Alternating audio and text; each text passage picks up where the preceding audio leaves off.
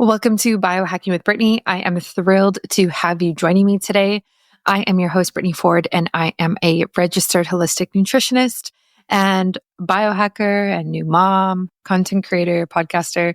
And this is a place where I talk about optimizing your health, especially for women and especially for mamas. And today's episode is exactly in line with that. We are going to be talking about the new essential fatty acid that is the first one that has been found in over 90 years. It is the fatty acid C15. Now, I've been taking this for a while from the company Fatty 15. You can see right here. I took this my entire pregnancy and I'm taking it right now while breastfeeding. And we are going to get into the science behind it, how it impacts your health as a woman, as a mother, how it impacts your breast milk. We are going to talk about the impact it has on your child's development and growth and why it is essential in the body. I loved this episode. This is so up my alley. I love finding things that are new and innovative, and how can we really optimize our health above and beyond the standard prenatal or the standard recommendations that people might have. Let's go further than that to optimize our health to create healthier lives and longevity for ourselves, but also for our families. So this episode is awesome. It's packed with information. You are going to learn so much about your health, your child's health, what you can do to really optimize your family today. But before we get started, a shout out to the Health Optimization Summit in Austin, Texas in April. I will be there in person. If you are going, please send me a message on Instagram. I would love to meet up with you. I'm actually thinking about doing a women's meetup, biohacker, health optimizer meetup for all of us. And I'd love to grab coffee. I'd love to chat, just really spend some time with all of you in person. I live in Canada, so this doesn't really happen for me. So I want to see you face to face. I want to hang out. I want to meet you. That would be amazing. I'm coming with my husband and my baby boy, Callahan. So he will be with me. And he will be 9 months by then. And so he's going to be, it's his first little health conference. So it'll be fun. If you want to go, I highly recommend it. I think there's like 2,000 or 3,000 people going. There's some really impressive speakers this time. Gary Brecka's going to be there. Ben Greenfield's going to be there. Dr. Amy Killen, a bunch of other people. So the lineup of speakers is epic. The vendors is amazing. The best biohacking health optimization brands that you know are going to be there. It's an awesome opportunity to meet those companies and brands face to face. Try their products. Most of the time at these health conferences, their products are actually on sale from what I've experienced in the past. So it's a great opportunity for you to get your hands on some new tech, supplements, anything like that. Definitely check that out. You can use my discount code BiohackingBrittany. It will get you 10% off.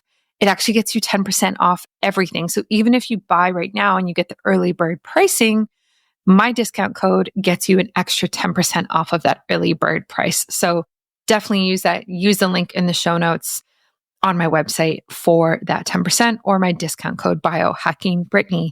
And then a shout out to Leela Quantum Tech, who have just released, wait for it, female underwear that blocks EMF. I actually have a pair on my desk right here. So if you're watching on YouTube, check this out. Wow. This has been a long time coming. Okay. I looked into creating something like this a few years ago because I was so concerned about what EMF and radiation was doing to my ovaries.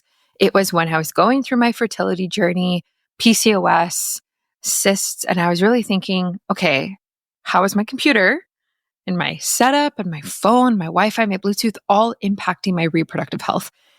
So I really did think about radiation and what we could do to kind of shield the eggs, shield the ovaries, the fallopian tubes, everything over there. But mostly the ovaries, because the ovaries produce hormones and that's where the eggs are kept as well. So super important place. And underwear can do that. So this is a full 360 shielding material. It's got silver woven right into it that actually just mitigates and blocks the EMF from coming through and pushes the radiation the opposite direction. So I love this. Super comfortable, breathable, stretchy, and which is very hard to do actually when you have a high amount of silver in it. But Lila Quantum Tech pulled it off, and kudos to them. So this is their full coverage pair. You can kind of see how low it goes down here. They also have like a cheeky pair, which is more like a thong. I have those as well. I have both medium and large. They do run really small. So I sized up, had the medium and large both kind of fit well. I haven't decided which one is best yet for me, but they do fit much bigger than you think. So definitely try these out. If you are on your fertility journey, if you're pregnant, if you're even in postpartum like I am, I really suggest thinking about how radiation can impact your health and impact your ovaries. And it has to be a pillar that you think about when we're looking at healing holistically and trying to be as healthy as we can. Check out Lila Quantum Tech. Use my discount code BiohackingBrittany. It will get you, I think it's 10% off of everything that they sell, including their new female underwear. I love this. I love seeing innovations in the female health optimization space. Doesn't happen a lot, but we're getting there. Kudos to Lila Quantum Tech. I'm so happy for you. And I wear these every single day now. So thank you for supplying my underwear. I will link that in the show notes and on my website. Enjoy this episode with Fatty 15, Dr. Steph. She is brilliant. This is the second time they've come on my show. I learned so much from them. And she's just a joy to speak to. Super smart. And yeah, filled with love and energy and light. Those are the type of women I want to surround myself with. So, Dr. Steph, thank you for coming on the show. Thank you, Fatty 15. I will link it in the show notes. You can use my link and discount. I think it gets you 10% off. Might be more than that. I should check. It will give you a discount off of Fatty 15 if you want to buy it for yourself. I highly recommend it for any woman out there, especially if you're pregnant or you're breastfeeding. Such a great way to support your baby's development. Such a smart way. You're going to get a lot out of this episode. Please leave a review, a rating, subscribe wherever you're listening. It makes a big difference for the show. We are in the top 1% globally, which I'm super proud of. Happy to stay there, you know? So please enjoy this episode and thank you for listening. I will catch you on Tuesday or Friday, whenever you're listening for another one. Those are typically when I release my episodes, and enjoy this.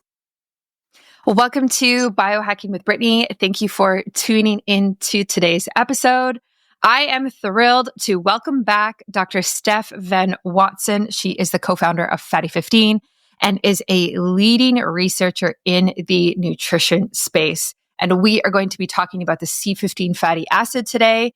Now, her and her partner were actually on my podcast quite a while ago, and we talked about, essential fatty acids. But today we are taking a completely different angle because as a new mother, this is something I looked into when I was pregnant and now breastfeeding, when I was looking at infant development, supplements I should be taking, shouldn't be taking. And Fatty 15 was one of the ones that came up that I really looked into.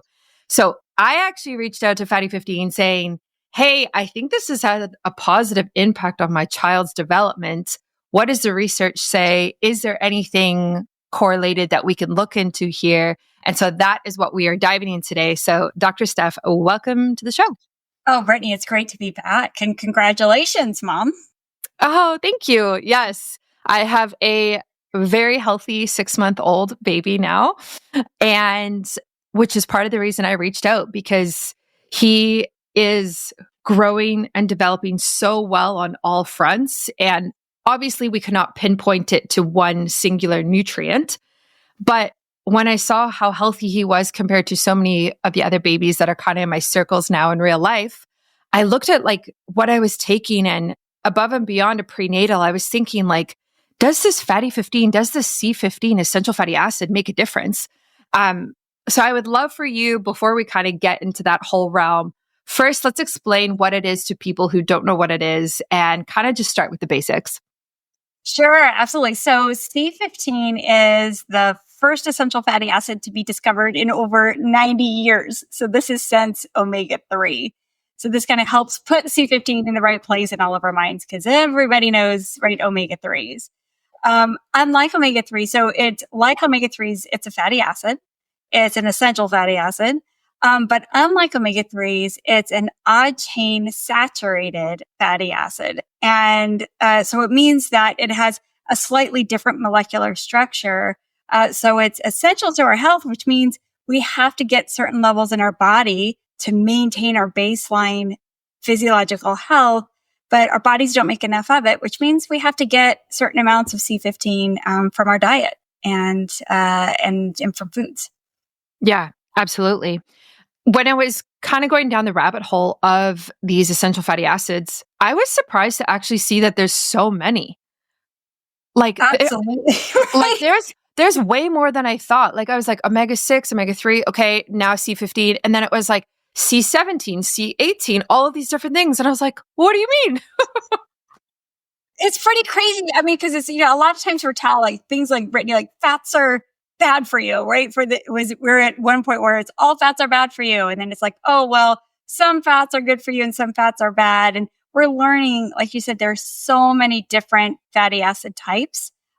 In milk alone, there are 400 different fatty acids just in milk alone. So it's a really complex field. And what's nice is that, researchers all over the world are really better understanding really remarkable differences, even with the slightest change in the structure of a fatty acid. Yeah, yeah, that's incredible because it's just on such a micro level, but can have such a broad effect on your health and your lifespan and health span, which is wild. And you bring up milk, which I definitely want to talk about, but more in the terms of breast milk. So there was a study that actually just came out last year in Nature that identified C15 in human breast milk as crucial for reducing inflammation, supporting metabolic health, and providing essential nutrients during infancy. So what does this mean for us moms out there who are breastfeeding and how does that actually impact our infant? Yeah, it's a great question because a lot of the focus that we were having on this were looking at the later part of our life, right? So looking at understanding how C15 plays a role in strengthening our cell membranes, which helps to fight age-related breakdown, which then helps, stems the onset of these chronic diseases of aging. So a lot of the focus of the research has been on later in life. What's really exciting, Brittany, is what you're talking about, where there's this burgeoning field of looking at C15 at the absolute earliest stage of life, all the way down to oocytes, and understanding from these groups how C15 is really important, which makes sense because if you're talking about something being truly an essential fatty acid, then, which is really rare, then it must show that it has benefits at the earliest stages of growth. So it's not surprising, given that it's an essential fatty acid, but it is wonderful to see these groups that specialize in our youngest years, and us as moms and getting ready for pregnancy and carrying our children all the way through development of showing C15's important role. Yeah, absolutely. So because it is essential fatty acid, meaning that we need to get it through diet to have adequate amounts, does that mean that we would need to consistently take it throughout pregnancy and breastfeeding so that mama has enough and then baby has enough as well? That is spot on. So what some extensive studies have been done, and these are studies where there's one called the Eden cohort study, another's called the Koala study. And what they do in these studies is they follow large populations of women when they're pregnant and follow them all the way through pregnancy, and then their children all the way up to 6 to 12 years old. So what we've learned from that is that mom C15, which we already knew. So mom C15 levels are dependent upon how much C15 she eats, which is what you were getting to, Brittany. And that counts for throughout her pregnancy and when she's breastfeeding. There's a study that showed that cheese in particular, the more cheese mom ate, the higher her C15 levels in her blood and in her milk. And that translated, as we would expect, to higher C15 in baby. Are you ready to supercharge your health and meet the leaders in wellness and biohacking? Join me at the Health Optimization Summit USA in 2025 in Austin, Texas. This event brings together the world's top health experts, scientists, and innovators to share the latest strategies for optimizing your mind, body, and longevity. Here's what you can expect. Cutting edge talks on everything from functional medicine to biohacking breakthroughs, hands-on workshops to help you implement life-changing health strategies, a vibrant community of like-minded health enthusiasts all coming together to grow and thrive.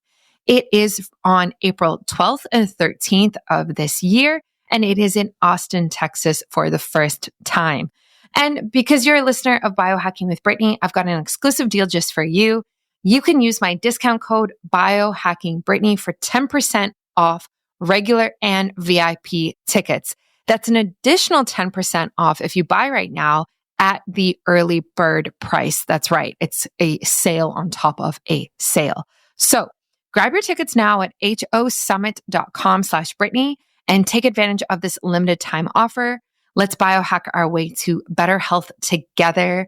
See you in Austin. If you end up going, which I hope you do, please send me a message on Instagram. There's a chance I'm going to put a little get together for all of us listeners over there. And I would love to meet you in person. And again, you can grab your tickets now at hosummit.com/Brittany, and it will give you 10% off of everything and an additional 10% off the current sale that is happening for their early bird sale right now. Wow.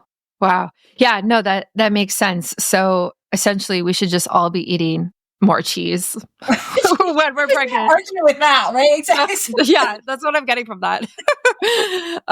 Yeah, it's important to actually highlight though, like the dietary aspect to this, because I think dairy is the main source of C15 in my understanding. But this idea of like full fat dairy or even raw dairy, I don't know if that might play into it as well, is something like we don't really see as much in culture anymore, at least in North America. It's a lot of skim milk and almond milk now and nut milk. And we're getting more and more away from dairy. So how do you think that would impact our levels, especially for moms and potentially babies? Right. So we know now that as we have decreased our intake of whole fat milk, so again, you make a really good point in which it's whole fat dairy that contains the most C15 and translates.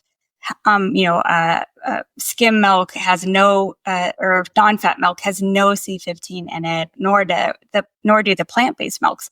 So it's really important that we get those. And as our intake of those foods have gone down, we've seen C15 levels go down, in our blood, but also with regard to our milk. So like on average, it now appears that baby needs to get milk from mom that has about 0.5% C15 in it. And there's a study that showed that women who actively avoided whole fat dairy products had levels that were like 0.2%, so less than half the amount of C15 that baby needs for healthy growth. And that has a direct effect. So that's something that mom can do immediately. So within a few weeks, increasing C15 dietary intake can successfully increase C15. So this is not something like, oh, it's too late, it's going to take years. Yeah. We were really made to readily absorb and put C15 to use, including, during pregnancy. Yeah. Yeah. I love that. So if someone's listening to this and maybe they don't tolerate dairy very well, or they're vegan by personal choice or anything like that, would it be okay to use your supplement and increase the level through that way versus like the whole nutrition food way that you could also do it? Like, do you see any risks or pros and cons to one way versus the other? So we had the same question early on before we launched the C15 supplement, Fatty 15. And so we had an external panel of experts look at all of the data and safety studies that have been done on C15. As you can imagine, because it's in what every infant gets at birth, that it's a very safe molecule. And the supplement is given at doses that are consistent with what we would expect to get from food, plus a little bit more. It's also more bioavailable. So we did have this group of experts review the data, and they, using FDA guidelines, they determined that it was generally recognized as safe, or what you might have heard before as GRAS status, which included women who were pregnant and nursing. So the data have, again, in part because of the things like you're saying, it's in the foods that we eat, it's in our breast milk. And in fact, as we'll get into, studies showing that the higher the C15, the more C15 baby gets, the better their body growth, the better their cognitive development. We're just seeing a lot of studies showing, the benefits of C15. So long story short, that the supplement has been assessed and shown to be safe for women who are pregnant. And then we can talk about, the potential benefits as well. Yeah. Yeah, absolutely. And that makes complete sense. Do the other essential fatty acids that are found in human breast milk, just thinking like the other ones that I've read in some of these studies, is there any type of effect where they kind of work together and there is that benefit of them, like a compound benefit? You know what I'm trying to say? Versus like, hey, let me just take this one supplement that has this one strand in it. Yeah, it's a great question. And, especially with regard to infants, I really think that milk is nature's perfect food. So, that it contains, like you said, it contains a lot of beneficial nutrients in it. It is made to be like, if you think about every mammal on earth gets milk. And that helps growth through early development. So we need to trust nature and evolution and say, gosh, this is what babies need for growth. So I definitely am a huge advocate for getting the whole food, especially for infants. The story changes a little bit when we talk about continuing milk, whole fat milk in large amounts beyond our development period. If you think about mammals don't keep drinking milk or eating dairy fat, once they're older. But we do. But we are finding that's when it's like isolating that pure C15 becomes more beneficial. It's more during our later years. But like you said, for moms who are vegan or don't eat whole fat dairy, that's where they're really starting to look into the value of supplementation to ensure that at least for the C15 component, that they get that nutrient. Mm-hmm. Yeah. Yeah. I think that makes a lot of sense. Do you think that this is something that would be added to formula in the future? Now, I know with formula, it will never replace breast milk because breast milk is so complex and it changes daily. And it's actually pretty miraculous how it works between a mother and a baby. And it's so unique to what that baby needs, which is just really cool to understand. But I don't think that, at least from what I've seen, I haven't seen any C15 formulas or C15 being added to the best formulas on the market. So do you think that that is something that might come in the future?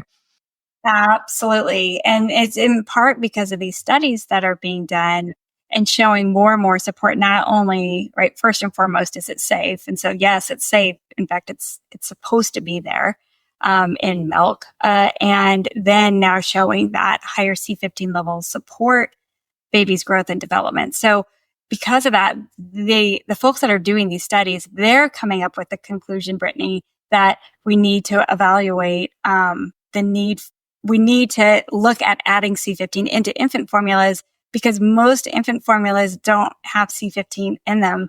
They're like at an average of 0.05% versus we're talking about ideally you want 0.5% of C15. So the need to be able to add C15 into that is clearly something we're following their research and then moving forward on doing the studies needed to be able to let's get C15 back. And I mean, for me, when I had, my child Ben many years ago, 16 years ago, and, I did breastfeeding and it lasted for a while. And I felt so guilty, Brittany, like it's just, I was very good for about 3 months. And then I started drying up and then formula had to come into play. And it was like, I wanted to get my full 6 months in, but it became a mix. And I definitely looking back now, it's like to ensure that formula can be as beneficial as possible for as long as, since for some moms who aren't able to make it all the way through.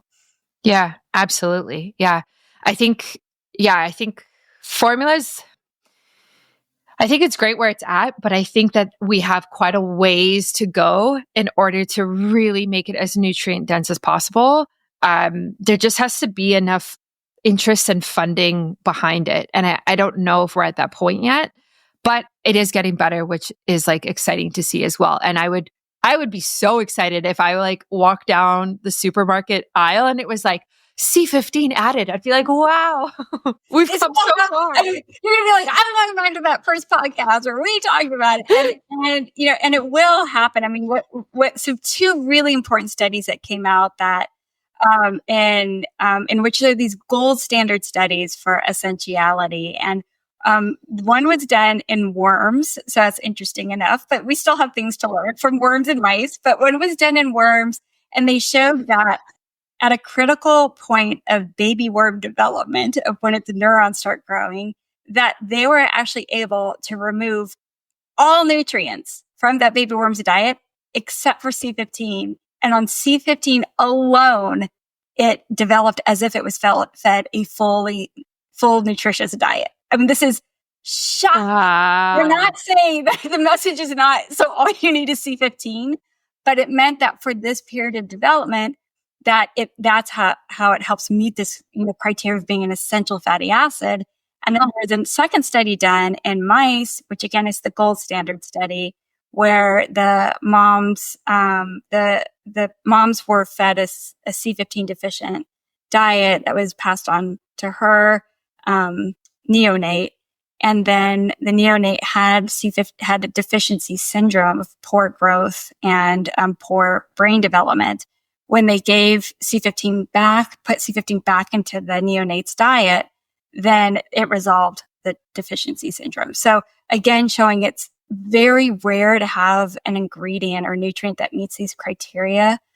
All just getting back to, it's an essential nutrient. And the next big push is exactly like you're saying, how can we get it back into, into these infants, and really even at the fetal level, showing pregnant moms with higher C15 have better fetal growth of their fetuses, from body growth as well as head circumference. Yeah, absolutely. And it just begs the question of, when will this actually be added to a prenatal supplement? I don't know if you've ever taken a look at prenatals. They seem to be kind of the same thing they were like 5 years ago. It seems to be a very like slow moving space. Like, you can obviously get ones that are more bioavailable and, with more minerals, and some have iron, some don't, or like omegas. But I definitely have not seen anything with C15 in it. And I definitely haven't seen, honestly, anything that's even innovative in the prenatal space in the last like 4 or 5 years. Yeah, it's a difficult space to innovate, because it's just like, again, there's, like you said, there's not as much of a focus with regard to using advanced technologies on how do we find the nutrients that are essential or important for later stages of life. Those are easier to evaluate and look at. Now that we have these really important studies that have been done, like we said, in the worms and the mice, but also in the human studies with these pregnancy and infant child pairs, that really opens up now the ability to say, to talk about putting C15 into prenatals, putting C15 into formulas. So this is, you're definitely on the cutting edge of, these studies. All these studies rolled out within the last 12 months, and there've been like 5 or 6 of them. So it takes there's a gap between when, and you also want to see consistency. Like, instead of just one study saying there's a benefit, you want to be able to see a wealth of it. And that's now happening. So the time is ripe now to be able to have these conversations and be able to, it's so exciting to think about having a meaningful impact, because we are seeing now that the children that have been born, really generations since the 1990s, have grown up in a C15 deficient world, right? And that's where we're seeing increased risks of things like heart disease and type 2 diabetes and fatty liver disease and certain types of cancers. These are older people diseases that younger people are developing. And what we published in Metabolites in the middle of last year was C15 deficiency syndrome. Like we think about like vitamin C and scurvy and vitamin D and rickets, that there's actually a syndrome caused by C15 deficiencies called cellular fragility syndrome, which causes a whole new form of cell death called ferroptosis that drives all of these, the onset of all aging diseases. So long story short, it's just we're seeing that C15 deficiencies can actually accelerate aging in younger people. And you talk to physicians and they're like, yeah, no question, our kids are aging faster than they should with regard to getting these aging associated diseases. So a great opportunity to have a huge impact. Let's have a quick real talk about something many of us don't think about enough: protecting our reproductive health from EMFs. EMFs, which are electromagnetic fields, are around us everywhere, from our phones to Wi-Fi, 5G towers, and even household electronics. But did you know that EMFs can impact sensitive areas of the body, including your ovaries? As women, protecting this vital part of our health is so important, especially if you are planning for your future, thinking about fertility, or maybe any other health issues or concerns you have with your ovaries. That's where Lila Quantum Tech's women's underwear comes in. This is no ordinary underwear, okay? It's infused with pure quantum energy and woven with silver fibers to block over 99% of measurable radiation, including 3G, 4G, and 5G signals. It's like giving your body and your ovaries a protective shield against harmful EMFs while staying comfortable and stylish. Lila Quantum Tech has created something truly special: durable antimicrobial underwear designed with your health and well-being in mind. Whether you prefer brief or bikini style, these are an absolute must for anyone looking to prioritize their reproductive health, which I know so many of us are. And here's the best part: you can get 2 pairs for $77 or 4 pairs for $149. And if you use my discount code BiohackingBrittany, you actually get a 10% discount on top of that bundle deal. So seriously, use it so you can save. Your health is worth it. Head to the link in my bio, on my show notes, on my website, and start to protect yourself today, starting from the inside out. Lila Quantum Tech, science meets self-care for every single part of you. Yeah, absolutely. That's very fascinating. And I'm curious about, just kind of circling back to what you said, if a mom is deficient in C15 while she's carrying her baby and then gives birth and then learns about this and starts to include full fat dairy into baby and infant and toddler's diet, can that baby, I guess, recover from mom not having a lot, like in those 9 months when it was a fetus in the womb, because it's essential fatty acid and you probably always have to keep levels high? Would that make sense? Would that work like that? It would. I mean, again, the extensive studies at the specific stages haven't been thorough enough to draw any specific conclusions on how much when, but confident that after baby's born, being able to get C15 back into their diet via food. Our supplement today is approved for kids 4 years old and up. So we have this gap, right? So when they're in mom, that's good. When mom's nursing, that's good. But then when you're not nursing and baby's not 4 years old yet, there's that gap. And again, I do think that, dairy fat serves a really important role at this stage. There was a study shown where, back in, 1970, 100% of infants by 12 months old had been given cow's milk. Today, it's 10%. 10% of babies have been given whole fat cow's milk. So we're talking about a dramatic decrease, during kind of these key development years of food source, not just like we were talking about, not just C15, but other important nutrients that are creating this gap. So, it's just like, this is definitely, urgency is increasing to be able to get the right nutrients at these critical stages for kids. Yeah, no kidding. Is there any research on the difference between levels of C15 in raw milk versus pasteurized full fat milk? Yeah, so I found 2 studies, because I've gotten that question a few times, a few studies, and they've all consistently shown it's the same. So whether it's raw or pasteurized, same level of C15. Interestingly, if we look at other factors, like if cows are fed grass, they have twice as much C15 than if they're fed corn.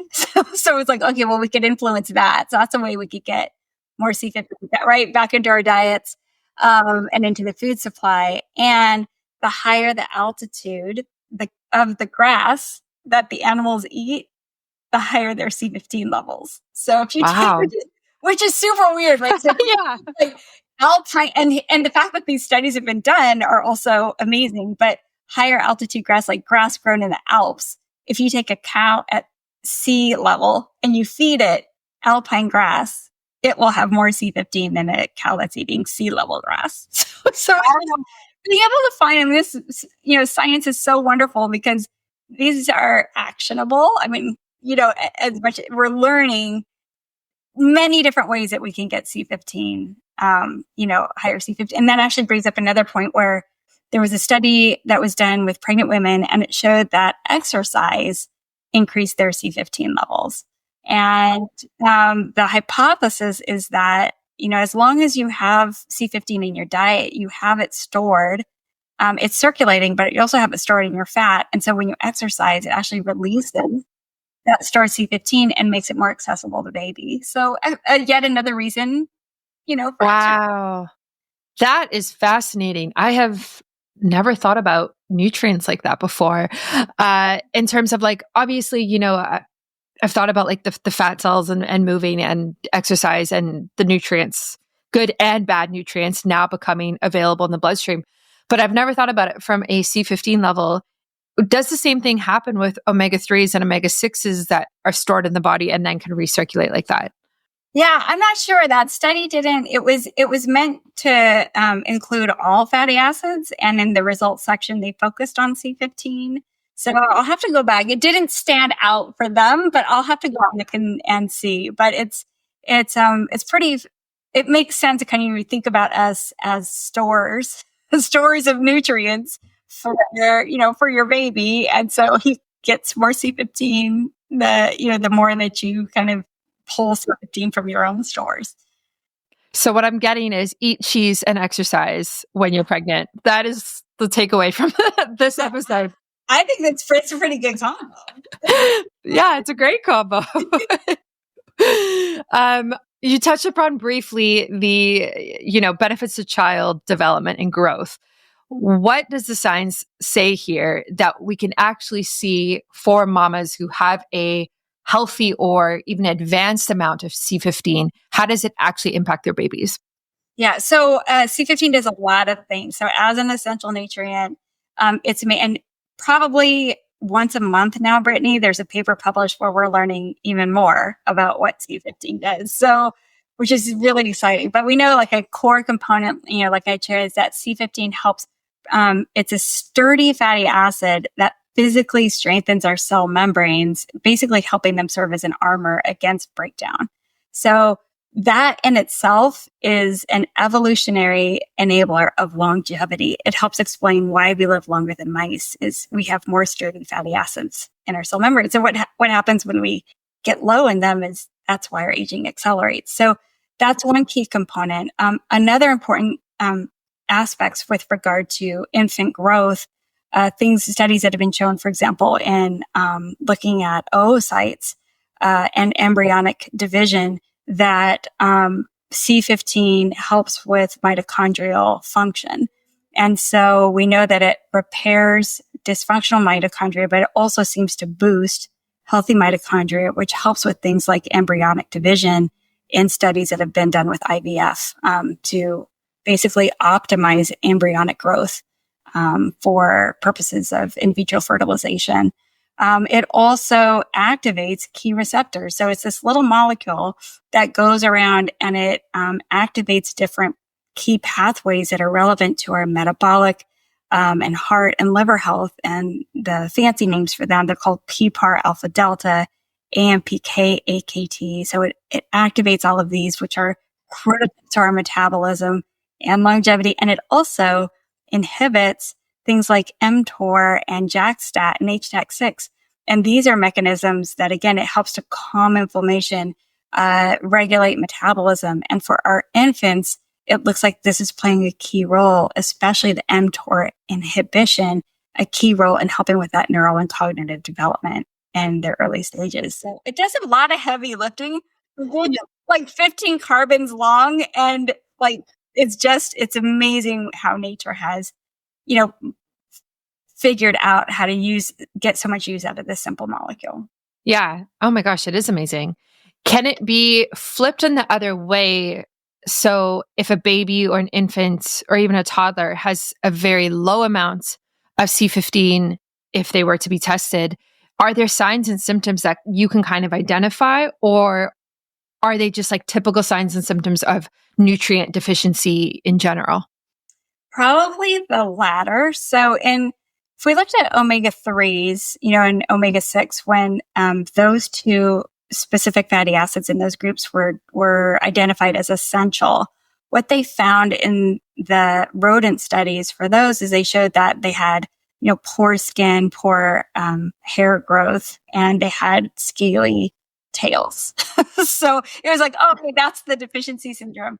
So which is amazing that then that all led to, everything we know about omega-3s today. With C15, it's more of a body growth and brain development component that we see pretty consistently, like I said, across from worms to mice to humans, that it plays a key role with regard to if they're born with a lower body weight, lower cognitive development. But again, these are just kind of general, how, are they in the veterinary world? We call them poor doers.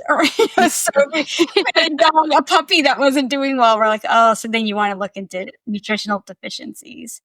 So now that we understand that there is a nutritional deficiency syndrome for C15 and that you can readily test for them, doctors can test for it. I think, again, we're entering a really exciting stage where hopefully this will be part of a routine assessment of babies when they're born to understand what their C15 levels are. And again, the good thing is it can readily be fixed, through diet. Yeah. I was actually going to ask you about testing, and is there a test that we can do at home / can you develop one so I can do it? Yeah, so there is, we partnered with Genova Diagnostics, and there is an at-home blood spot test. So it won't work for milk, yet, but I think that's a great, I think I've just gotten a charge from you, to go do that. But yes, but for now there's an at-home C15 test, at Genova, and almost any doctor should have access to a general fatty acid panel, and they just need to make sure that it includes C15 in that panel. Right. Okay. Yeah. I would love to test my levels and understand what I'm at, and test my son as well. I mean, it's a blood test, which is not great, but it'd be so interesting to take a look at, like, what is my percentage, what is going through my breast milk, and what is he actually taking from my breast milk would be super fascinating to see.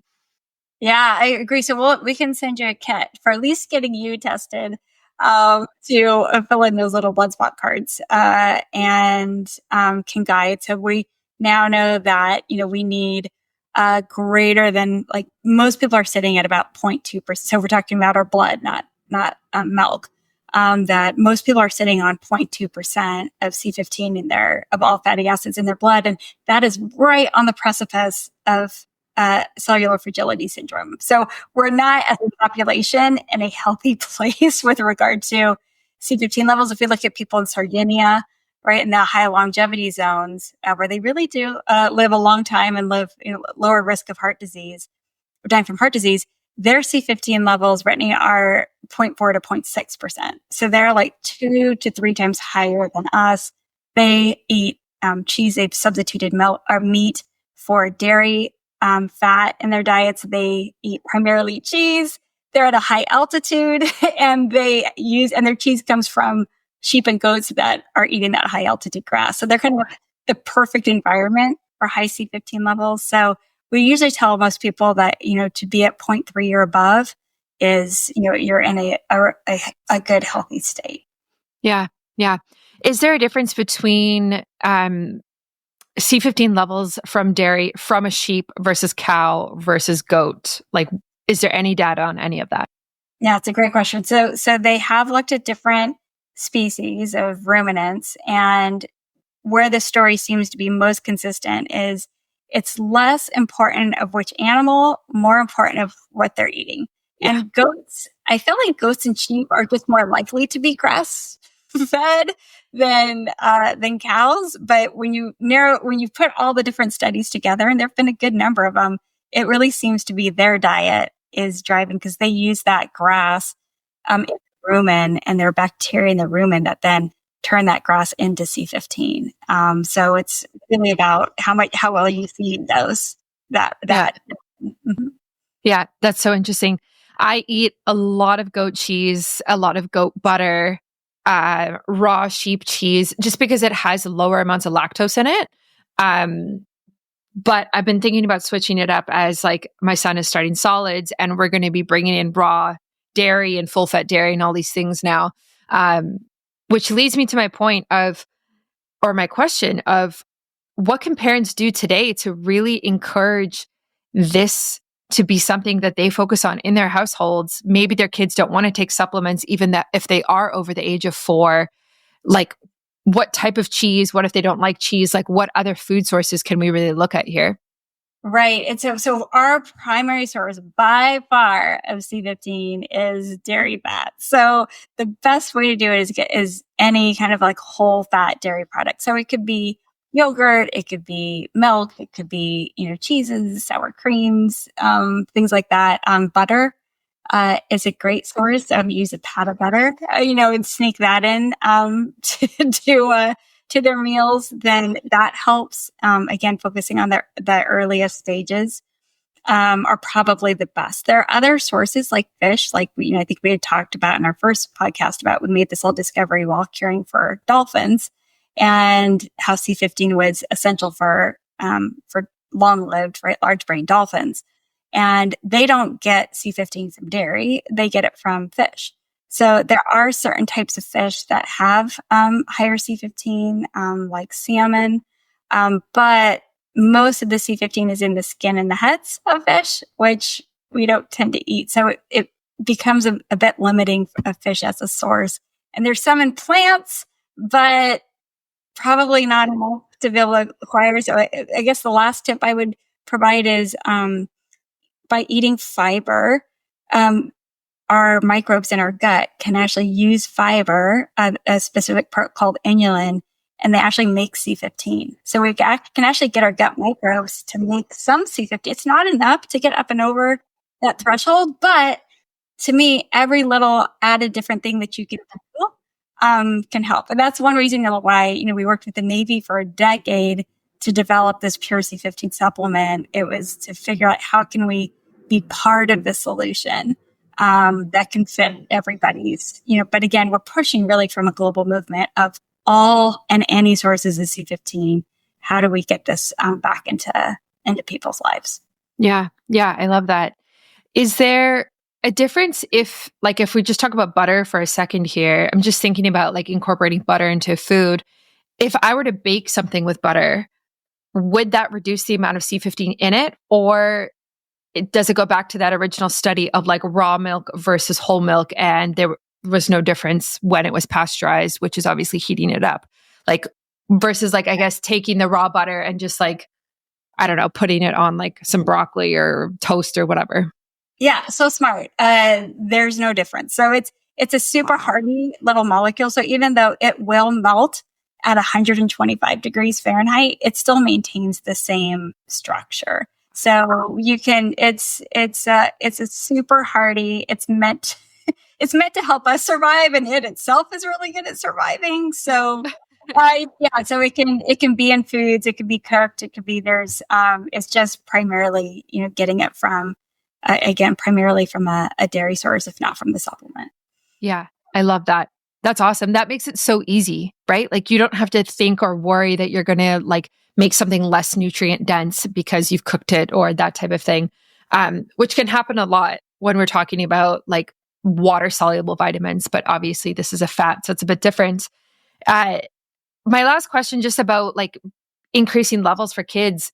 You have this gap that you were saying that you can only give your supplement to the age 4 and up. Is that because regulatory issues? It's just really hard to give supplements to kids that young, or like why is there that gap there? Yeah, so that is, there's a different set of studies. So when we talked about having the experts come in and review the data, there were plenty of data to be able to support saying, that this is it's safe for women who are pregnant, women who are nursing, and children 4 and up. There's a whole different set of studies that are very specific to the younger children. And while they all agree that, yes, given everything that we just talked about, that, C15, of course, is expected to be safe, and not just safe, but beneficial. Those, we are science and safety first above all else. And so there are some just added assessments and studies that would need to be done to be able to understand not just safety, but also like dosing, like how much, what's beneficial during this growing period. So that's why, and it's also still a period where I try to, as a veterinarian, I try to think about similarities with other mammals that, mammals in those stages could still be using mom's milk. So it still makes sense to use dairy as a source during that time period. But we're working on obviously being able to get our pure C15 ingredient into both infant formula and assessments for younger kids too. So those are in progress. Nice. That's really cool. Yeah. The recommendation now is to try to breastfeed for up to 2 years has shown that there's benefit, which feels like a very long time. I'm 6 months in and I'm like, wow, another year and a half. Okay. But it's easy to say, and it is a big ask. It is a really, and if you can, and there are moms that can do it, but I think we've got to be realistic too about working moms and just different bodies, different situations, and really being able to provide as much support as we can to all babies and all moms. I definitely do not fall under that category. Yeah. My goal is to get to 1 year, and then I'm going to see how I feel, see how the body feels, see how we're doing with food. It takes a lot out of you, as you know. But I do agree. I think breast milk is so nutrient dense, and it's so easy to give baby C15 and all of these other nutrients that are so much harder to kind of fit into a diet when they're that young, right? Like he just started solids and we're kind of doing a couple of things together, but it's still very basic of like, mashed sweet potato or like half a banana. Like it's very basic. So, of course we're staying away from like rice puffs and things like that, but, we're doing as nutrient dense as we can, but that doesn't mean it's anywhere close to as nutrient dense as breast milk. And C15 is a prime example of that. Yeah, it is a good example. Like you said, it's part of a bigger story of how do we really understand, and how can we use the same technologies that we use to be able to discover C15 and what other nutrients just amazing that 90 years or almost 100 years later, it's taken that long to find the next essential fatty acid. I don't think C15 is the last. I think there are more to be discovered. We just need to make sure that, there are folks focusing and funded to do. Mm-hmm. So some of the other like ones that I saw kind of floating around in these studies, like C17, I think it was C18, are any of those essential, potentially might be essential, or do they just not have as big of an impact on our health and our bodies as C15 does? I'll just say yes. We know that we had that same question with regard to saturated fats. So we looked at C13, 14, 15, 16, 17, and 18. And when we looked at all of those, we found that the even chain saturated fats, C16, C18, and 14, there were some benefits, but more often, especially when we get older, they are associated, and they're pro-inflammatory and they're more likely to cause type 2 diabetes, fatty liver disease, and heart disease when we're older. Again, not focusing on the infants. So that's why we can't relate eating whole fat dairy for the latter part of our lives makes less sense. And that's where the pure C15 really comes into play, because every high fat dairy food, only has 1% C15 and like 40% pro-inflammatory fats. So we are looking to more with the Navy to like even the playing field, and you'll let C15 do its job. With 17, we actually did a study multiple studies where we compared C15 and C17. And exactly like you said, C17 didn't have as much efficacy. So it wasn't as good at helping lowering glucose or decreasing body weight on a high fat diet. And then another group basically showed the same thing. So C15 really seems to be the Goldilocks saturated fat because it's odd chain and saturated. And our bodies can use C15 to make C17, which then takes it off the essential definition because our bodies can make it. So C15, after doing all those studies over 10 years, it's like, C15's the Goldilocks. Yeah. Wow. That's so interesting. It's also interesting, just going back to that definition of essential, is like if our gut bacteria can actually somewhat produce it through increasing fiber and inulin, but it's still classified as essential, how does that necessarily work? Or is it because it's such a small amount that it's not enough to, you know what I mean? That's it. And some people will call it conditionally essential. So it means that our bodies, it meets the criteria of essentiality if our bodies don't make enough to support that physiological health. So we know that we need to communicate this 0.2% or 5 micromolar concentration in our blood, or greater than 0.2%. There's nobody who has zero C15, which means, again, we have some body production of it, but about 1 in 3 people meet the criteria of a deficiency. So, and you really have to get it from your diet to get up and over that deficiency level. It's a really good question. Yeah. Yeah, that's really interesting. Yeah. Yeah, it just begs the question of like, why does bacteria even bother to try and make it then? Maybe it's like a leftover from cows. Cows are really good. They're rumen bacteria are really good at doing it. We've got a couple left. Yeah. just not as well as a cow. Yeah. Oh, that's funny.